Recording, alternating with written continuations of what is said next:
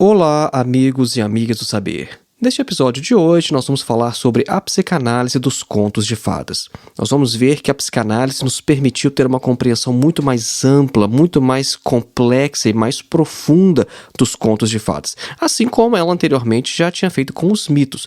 Nós vamos ver que a psicologia profunda, inaugurada por Sigmund Freud, ela revelou aspectos inconscientes de grande importância para o desenvolvimento das crianças, mostrando que os contos de fadas eles não apenas divertem, mas eles também são autênticas obras de arte com profundos significados psicológicos.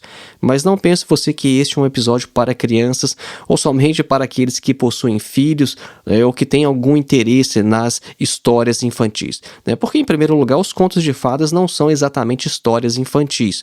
Quando a gente pega, por exemplo, as obras completas dos irmãos Grimm, que recolheram essas histórias aqui na Alemanha, a gente percebe que tem algumas que nem, na verdade, devem ser contadas às crianças, porque os pequenos, eles ficam morrendo de medo de algumas dessas histórias. Então, na verdade, são histórias populares. Então, a gente poderia considerar esse episódio aqui muito mais do que uma análise dos contos de fada, mas dos contos populares, esses contos que são transmitidos oralmente de geração a geração e que são uma construção coletiva. Então nós vamos tecer alguns comentários mais gerais e vamos também fazer algumas ilustrações com alguns contos de fadas que você já conhece, e você vai perceber que, embora você tenha conhecimento dessas histórias desde a sua infância, você provavelmente nunca percebeu os aspectos que nós vamos mencionar aqui hoje. Acompanhe.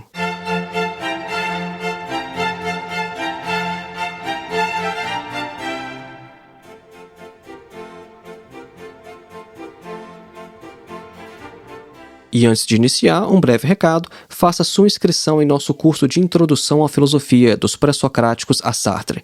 O nosso curso tem mais de 14 horas de duração, é um curso que você pode fazer com total flexibilidade de tempo, porque não tem data nem de início e nem de término, e é um curso que oferece certificado ao final. O objetivo é colocar você em contato direto com alguns dos principais textos de toda a história da filosofia. A gente começa lá nos filósofos pré-socráticos, passando pela Grécia clássica, pelo período romano, pela Idade Média, pela modernidade, chegando até o século XX. E nós vamos ler textos de alguns dos principais pensadores de cada um desses períodos.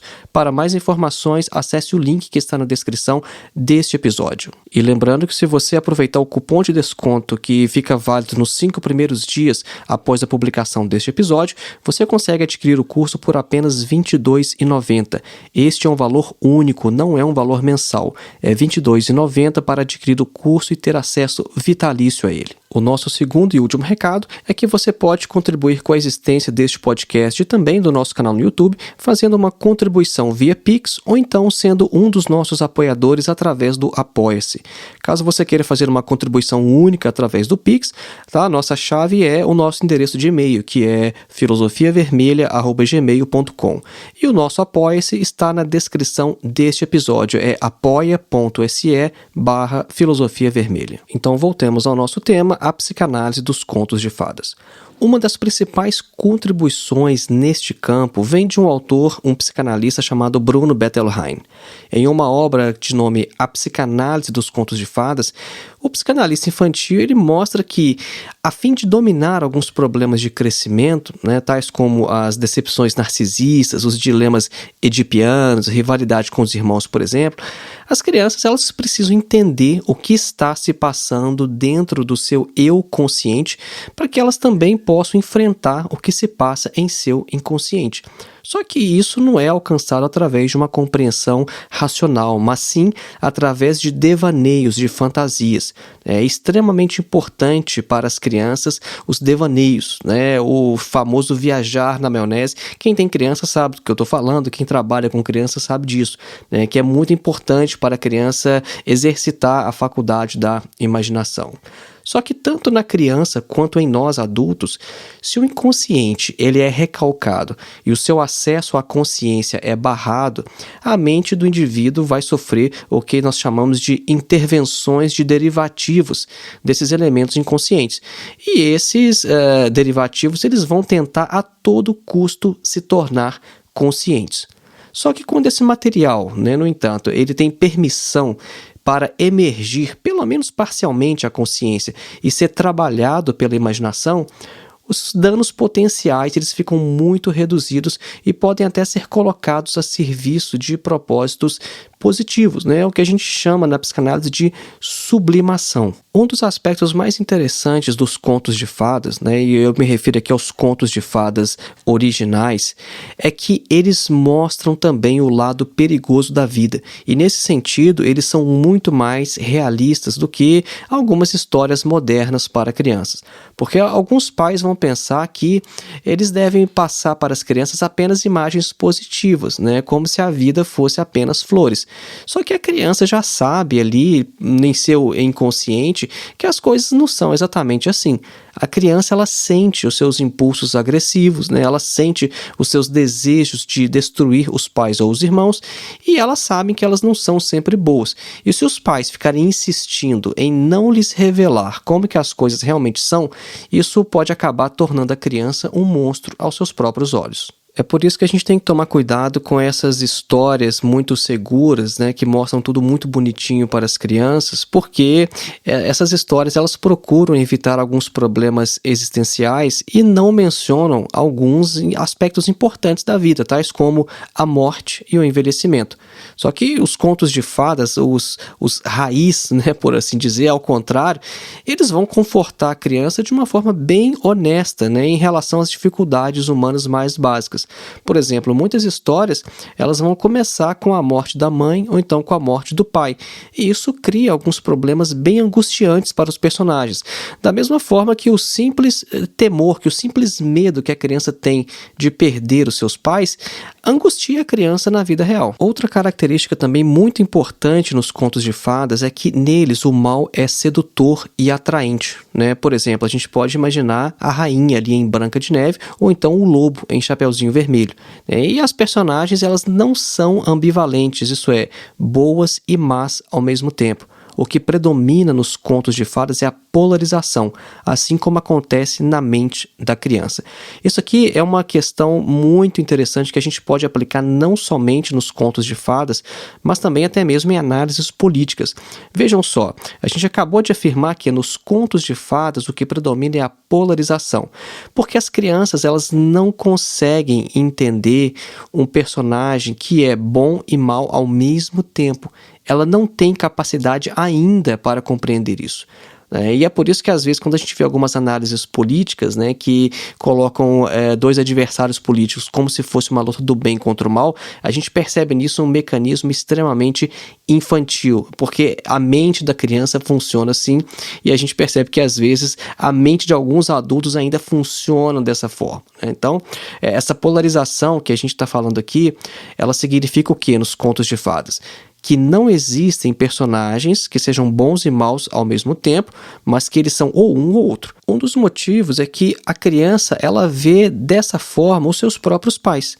A criança não pensa que aquela mãe, né, que antes costumava satisfazer os seus desejos quase que imediatamente, através do efeito mágico do choro, né, a criança não consegue pensar que essa mãe boa é a mesma que agora está lhe fazendo exigências e que não atende todos os seus pedidos. Então, nos contos de fadas, essa polarização da mãe, ela vai aparecer representada, por exemplo, no par bruxa e mãe boa, né? Ou então madrasta, né? Às vezes a mãe má, ela aparece como bruxa, às vezes como madrasta, mas tem sempre essa divisão, né? Uma bruxa ou uma madrasta de um lado e uma mãe boazinha no outro. Ou seja, a bruxa é a parte da mãe que lhe faz exigências ou então que representa uma ameaça. E a mãe boa é aquela que satisfaz os seus desejos a todo instante e oferece conforto e proteção. Um outro traço importante dos contos de fadas é que eles oferecem esperança às crianças. Porque alguns contos morais, como as fábulas, por exemplo, eles são mais adequados aos adultos do que às crianças. A gente não quer negar o valor pedagógico, nem até mesmo o valor artístico, estético, né, de alguns contos como A Cigarra e a Formiga, por exemplo, né, porque essas fábulas elas vão ensinar o que é correto, só que elas não oferecem esperança de que seja possível reparar os próprios erros. Então, nessa fábula, na Cigarra e a Formiga, a cigarra ela simplesmente fica do lado de fora da casa das formigas como punição por sua atitude inconsequente no inverno. Só que os contos de fadas não. Os contos de fadas eles sempre vão mostrar que é possível você tentar novamente e acertar na próxima vez. Uma das histórias dos irmãos Grimm em que esse aspecto é melhor exemplificado é chamada de a Filha de Nossa Senhora. É uma coisa assim, né? Eu estou fazendo a tradução literal porque eu conheço a história no original em alemão e eu ainda não a conheço numa tradução oficial em português. Mas a história é bem interessante. Ela é basicamente o seguinte, né? Existia ali uma menina que acaba sendo adotada pela Nossa Senhora, né? Porque o pai é um lenhador muito pobre, né? E os pais não conseguem, né, cuidar da criança, então ela acaba indo para o céu para ser tratada pela Nossa Senhora. E lá no céu, teve uma determinada época que a Nossa Senhora foi viajar e deu uma chave para a filha da Nossa Senhora, né, para essa criança que estava lá, e recebeu o comando de não abrir uma determinada porta. E aí o que aconteceu? A menina foi por curiosidade, ela abriu aquela porta, a Nossa Senhora voltou e ficou perguntando: você abriu aquela porta que eu falei para você não abrir? A menina negou. Ela perguntou de novo: você abriu a porta? A menina negou de novo. Ela perguntou uma terceira vez: você abriu a porta que eu falei para você não abrir? Ela negou de novo. A menina não reconheceu o seu erro. Como punição, ela foi enviada para a terra, ela ficou muda, né? E aí acabou conhecendo um príncipe, acabou se casando com ele, né? Mas aí o que aconteceu é que ela começou a sofrer as consequências, né, dessa sua mentira lá no céu. Essa menina cresceu, ela teve os seus filhos, e assim que o primeiro filho nasceu, a Nossa Senhora apareceu para ela e falou assim: olha, e aí, você abriu aquela porta? E aí ela continuou negando, e aí a Nossa Senhora falou o seguinte: então eu vou levar seu filho comigo, né? Já que você não quer admitir que você cometeu esse erro, eu vou levar. E aí aconteceu, e aí ninguém sabia onde a criança tinha ido parar, né? O filho que tinha acabado de nascer, todo mundo ficou suspeitando que a própria mãe tinha matado a criança, né? Mas tudo bem, né? Ela acabou se passando ilesa nessa primeira situação. Então, ela teve um segundo filho, e aí aconteceu a mesma coisa, né, na primeira noite, né, que a criança estava com ela. A Nossa Senhora apareceu e perguntou: e aí, né, você vai reconhecer o seu erro? Ela não reconheceu, e aí a Nossa Senhora levou essa segunda criança. E a coisa se repetiu numa terceira vez, né? E aí acabou que essa menina, agora mulher e mãe, acabou caindo em desgraça, né? Porque os filhos sumiam. Ela foi suspeita de estar matando as próprias crianças e foi levada para uma fogueira, para ser queimada lá. Ela foi condenada num tribunal, né? E quando ela estava já na estaca e estava quase pegando fogo, na verdade o fogo começou a pegar, ela reconheceu o erro, ela falou assim: não, de fato eu abri aquela porta, eu errei, e naquele momento o céu se abriu e veio uma chuva e apagou o fogo, e a Nossa Senhora desceu do céu e deu, né, as crianças de volta para aquela mãe. Então, vejam só, é uma história muito interessante, é a história que eu mais contava para minha filha desde que ela era muito pequena, né? A gente contou assim, essa história 1 milhão de vezes assim, né, em casa. E é uma história que mostra justamente isso, né, que é possível você reconhecer os seus erros e você começar de novo, né? É uma história que mostra muito bem esse aspecto, né, de ser possível um novo começo, e é uma história que oferece um conforto às crianças.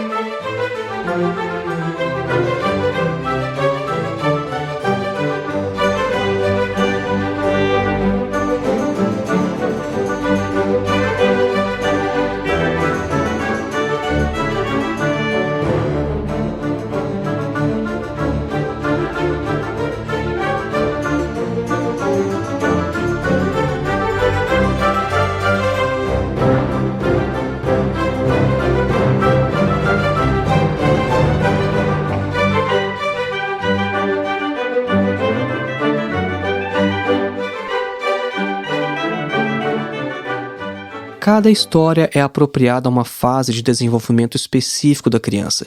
E a criança vai se identificar com aquela história que, naquele momento, lhe fala diretamente ao inconsciente e lhe auxilia a solucionar os problemas de crescimento pelos quais ela está passando. Então, vamos ver aqui alguns exemplos, né? Contos como João e Maria, eles vão retratar o empenho das crianças em se agarrar aos pais quando chegou o momento de encararem o mundo por si mesmos, né? E também de como lidar com a voracidade oral. Só se a gente lembrar aqui que no João e Maria, eles comem aquela casa de doces feita pela bruxa. E se a gente comparar com o Chapeuzinho Vermelho, a gente vai perceber que alguns dos problemas que aparecem em João e Maria já estão solucionados. Por exemplo, o Chapeuzinho Vermelho vai levar a cesta de comida para sua avó, só que o Chapeuzinho Vermelho não se sente tentada a devorá-la, o que aconteceria com João e Maria. João e Maria, eles conseguiram comer uma casa, né, que era feita de doces, de biscoitos, essas coisas, né? Chapeuzinho Vermelho já não tem nenhum problema. Ela já anda pela floresta com uma cesta de comida nas mãos e não para devorar. Essa questão que a gente mencionou aqui, a voracidade oral, isso tem a ver com as fases de desenvolvimento da libido. Uma das primeiras fases é a fase oral. É por isso que as crianças, elas têm mania de colocar tudo na boca, elas têm mania de comer tudo, né? Às vezes o bebê muito pequeno até mesmo tenta morder o seio da mãe. Então existe essa questão da fase oral do desenvolvimento da libido, no qual a criança obtém prazer através da boca. E tem também essa questão da voracidade, de colocar tudo para dentro, de introjetar tudo através da boca. Então a gente percebe que os contos de fadas, eles vão trabalhar esses aspectos, né? João e Maria, uma história para crianças menores, apresenta esse problema da voracidade oral. Chapeuzinho Vermelho não, já está um pouco maior, um pouco mais crescidinha. Agora, Chapeuzinho Vermelho vai apresentar alguns problemas que são peculiares a uma fase posterior de desenvolvimento, que é como a curiosidade sexual. Existe uma cena muito interessante em Chapeuzinho Vermelho, que é a cena na qual ela está na cama com o lobo.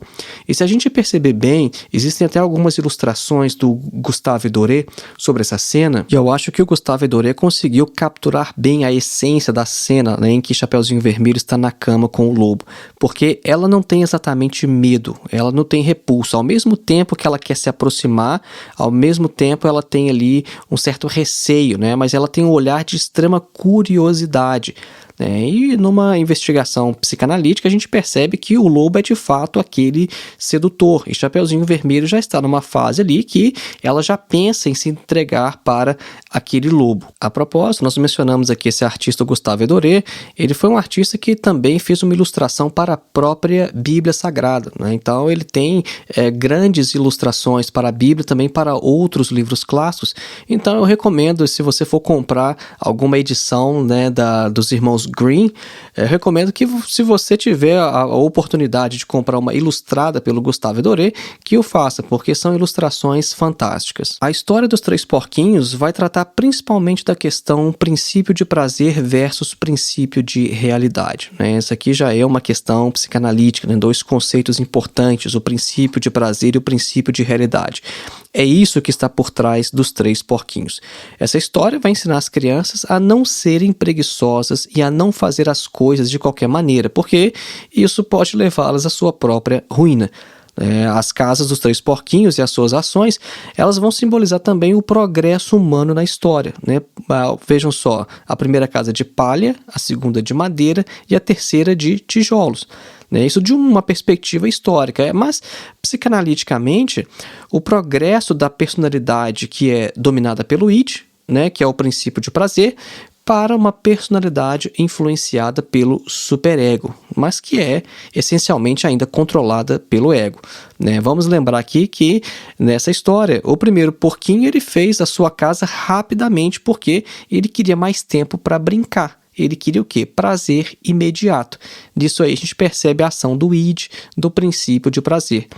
O segundo porquinho vai construir uma casa mais elaborada, só que também de forma imprudente, porque ele não consegue dominar completamente o princípio de prazer. É somente o terceiro porquinho, que já está suficientemente maduro e regido pelo princípio de realidade, que vai saber adiar o momento de satisfação, e ele vai investir um tempo maior na construção de uma casa mais resistente e que vai lhe salvar a vida. Então percebam aí essa tríade, né? Esses três porquinhos, como que cada um deles vai representar uma fase de desenvolvimento e como que a criança lida com o princípio de prazer. Outra história também muito conhecida que nos traz grandes lições psicológicas profundas é a Cinderela. Na Cinderela nós temos algumas representações de problemas de rivalidade fraterna e também alguns problemas edipianos. Rivalidade fraterna a gente percebe, por exemplo, pelo fato de a Cinderela sempre ser maltratada e humilhada pelas suas irmãs mais velhas. E a questão edipiana é: por que é que a Cinderela caiu nas mãos da madrasta e passou por tudo que passou? As versões da história que nós temos hoje, elas não deixam isso claro. Só que tem algumas versões mais antigas, que são encontradas pela Europa, pela África e também pela Ásia, que vão sugerir que o que aconteceu à Cinderela é decorrência de uma situação edipiana. E algumas histórias vão falar que a Cinderela estava fugindo de um pai que queria se casar com ela, e outras versões vão dar conta que ela é exilada por um pai que a pune porque ela não amava de forma suficiente este pai. Outro tema também muito importante dessa história é a angústia de castração. Isso aparece representado numa cena de automutilação das irmãs quando elas tentam calçar o sapatinho da Cinderela para enganar o príncipe. Essa é uma parte que geralmente não aparece nos desenhos da Disney ou geralmente nesses livros que trazem versões reduzidas da história. Mas tem um trecho lá, na versão original, em que, para tentar enganar o príncipe, elas tentam calçar o sapatinho da Cinderela. Só que o sapatinho é muito pequenininho, e os pés delas são pés grandes, e como não vai caber, a madrasta dá a ordem: olha, vocês têm que cortar um pedaço do pé para o pé de vocês entrar aí, E elas fazem isso. Então vejam só, quando a gente mencionou no início desse episódio que nem tudo nos contos de fadas é exatamente para crianças, Não da forma que a maioria dos pais entendem hoje, que querem mostrar só as coisas bonitas, as coisas belas. Só que de um ponto de vista inconsciente, é extremamente importante esse trecho. Porque é um trecho que vai estar ali simbolizando toda uma questão sexual que é importante para a criança. Porque o sapatinho da Cinderela é um símbolo inconsciente da vagina, e a cena que representa o príncipe calçando o sapatinho em seu pé é um símbolo inconsciente do ato sexual. Se a gente for pensar bem, é a mesma coisa que acontece quando um casal de noivos está no altar de uma igreja se casando. Então eles fazem ali aquele ato de troca de alianças. O que a gente tem ali numa representação inconsciente? O anel, ele representa a vagina e o dedo representa o pênis. Então aquilo ali é, de forma simbólica, a consumação do ato sexual. E a gente tem isso também na Cinderela. Não só pelo fato de ser um sapato, mas também pelo fato de ser um sapato pequeno. Porque quanto menor, mais feminino. Então, na Cinderela a gente tem aquilo ali, o sapatinho como símbolo da vagina, e as irmãs que são menos femininas que ela, são menos bonitas que ela. Elas vão tentar calçar, mas não vão conseguir, por isso elas vão ter que cortar, e aquilo ali é, de certa forma, um símbolo da castração, porque na história original, inclusive, sangra, Obviamente, você vai cortar o pé, vai sangrar, e a história relata isso. Inclusive, o príncipe, ele vê essa cena e ele praticamente desmaia. Então, como vocês podem perceber, a psicanálise ela possibilitou uma perspectiva nova e radical na compreensão dos contos de fadas. A psicanálise forneceu conceitos e categorias que permitiram encontrar um significado que antigamente era inacessível, e nessas histórias que foram trabalhadas coletivamente ao longo de gerações. E é importante a gente ressaltar isso, São histórias coletivas trabalhadas ao longo de gerações. Os irmãos Grimm, eles não são os autores dessas obras. O que eles fizeram foi recolher histórias que eram contadas de forma oral, de geração a geração, e eles fizeram uma viagem, foram passando em diversos vilarejos, diversas nessas cidadezinhas aqui da Alemanha, e eles coletaram isso nessas obras que a gente conhece hoje como as obras dos irmãos Grimm. Mas eles não criaram, eles não inventaram isso. E é por isso que é muito importante que essas histórias elas sejam contadas da forma que elas foram transmitidas. Por quê? Porque elas são um trabalho coletivo que foi sendo esculpido ali ao longo de gerações. E se essas histórias tiveram tanta relevância e ainda têm hoje, é justamente porque elas são esse trabalho de um inconsciente coletivo.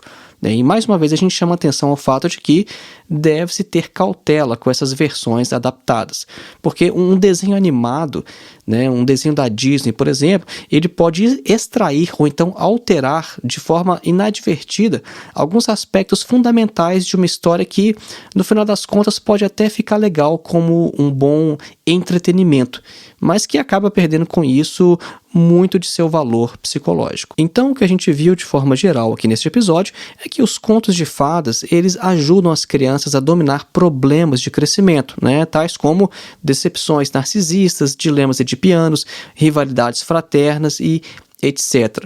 E que a criança ela precisa muito da imaginação. Então é muito importante que a criança ela exercite a faculdade da imaginação, porque através da imaginação e dos devaneios elas acabam resolvendo alguns problemas inconscientes. E que as crianças não devem ser expostas apenas a histórias seguras, como é a tendência hoje.